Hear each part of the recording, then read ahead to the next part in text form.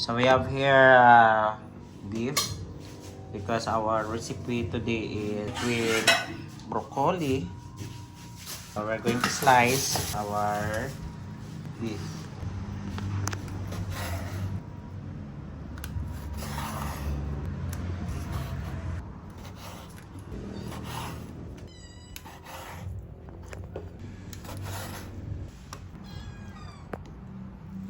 So this is broccoli.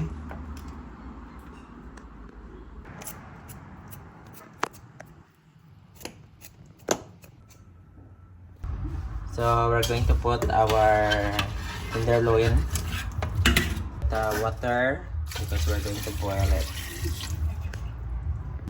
So maning kalayo ta, nibutang tanan niyang aton nga. Tarang. Ano sa beef with broccoli karon ilagao na nay, we're going to boil this until soft and tender. Cover it. Guys, maglagay tayo ng mantika, mag-stir fry tayo ng potatoes. May patatas tayo dito, i-stir fry natin ang patatas sa mainit na mantika. So ayan na. Then stir fry lang natin.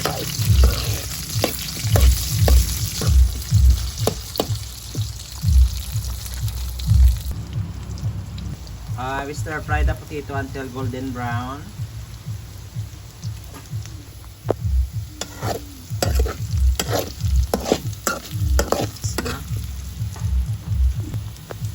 So, set aside na natin guys.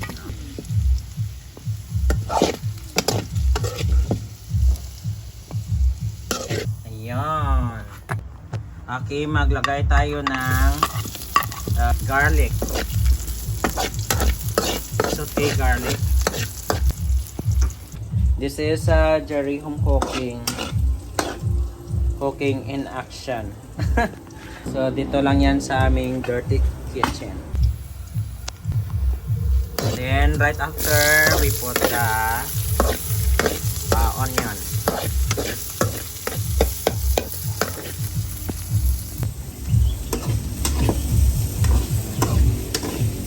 Ako ang videographer, ako ang manugluto. Ang hirap talaga no, ang isang kamay sa kamera tapos ang isang kamay na susi.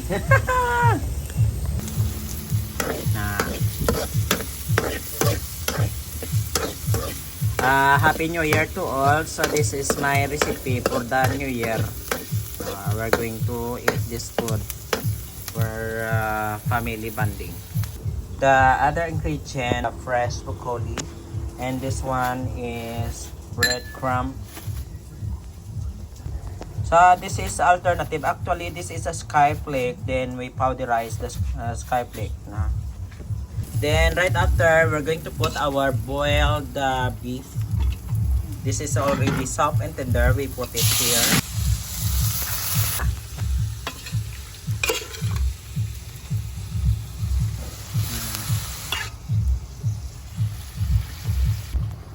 So we saute the boiled beef. Then we put the sabaw. Then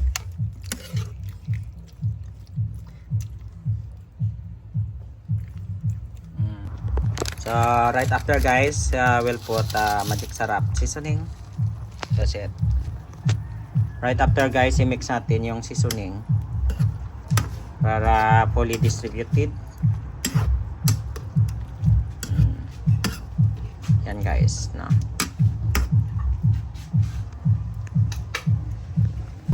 So guys, maglagay tayo ng pineapple juice. So yan na guys. So ito na mga langga, no? So i-mix natin, naglagay po tayo ng pineapple juice. Masarap po tong New Year namin na recipe, no? Na. This is Ilonggo Foods. So this is powder rice, Rebisco cracker. So it looks like this because we put a little of pineapple juice, no? So ito na yung tsura na kay naglagay kita diri sang pineapple juice. Sa aton nga pampalapot nga Rebisco cracker. Ayan. So nagbukal na siya, no? Ilugay-lugayo natin gamay like this, no? Ayan. This na nga tabing sabaw ko namit na. Namit. Sarap. So dito guys, may broccoli pa tayo. Maglagay tayo ng broccoli dito. Yan.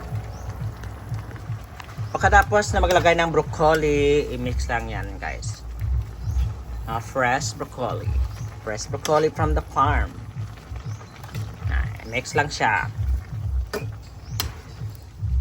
Para ma-boil rin siya at saka maluto. Alright guys, no. I-mix na natin to.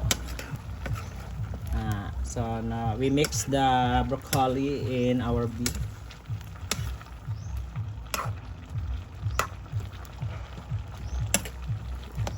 Ganun lang guys. Para maluto yung ating ano. Yan. Diba, diba? Sarang. Ayan guys, so dito guys maglagay tayo ng Rebisco mix with juice ito guys, no, mixture ng juice saka water, a little of water. So ilagay na natin to sa ating beef with broccoli, no. Kasi itong pampalapot ba na ano para maglapuyot nga magnamit gid sa aton nga beef with broccoli. Oh. Dapil ko gid maluto, no. Tapos i-mix na to, no? That's it. Na ganon. Na duwagin na kutsara akong gamit siya. Na i-mix lang naton. Na. This is beef broccoli Ilonggo style. Masarap po to lang ga, no? Yeah. It looks so nice. Yes, and pagkatapos maglagay tayo ng Nestle cream. Ayan. Na Nestle cream to make our beef broccoli creamier na para magiging creamy po ang ating beef with broccoli. Ang finale natin naglagay tayo ng Nestle cream. Yan po ang sikreto sa pagpapasarap ng pagluto ng masarap na beef with broccoli. We'll put the stir fry potato. Yan, naglagay po tayo ng stir fry potato sa ating beef broccoli. Tapos, i-mix lang natin. No?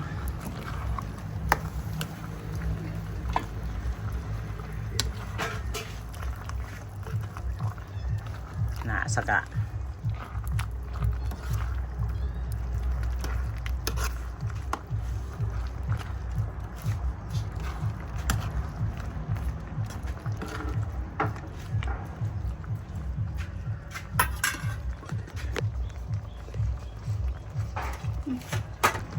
So luto na po ang ating beef with broccoli.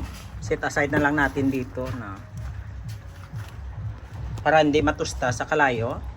So this is it guys. This is so yummy. Let's taste the sabaw. Tistingan ta kung manamit.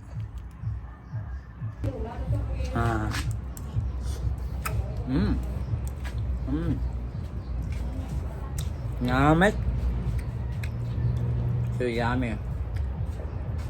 So tasty. This is Jerry home cooking.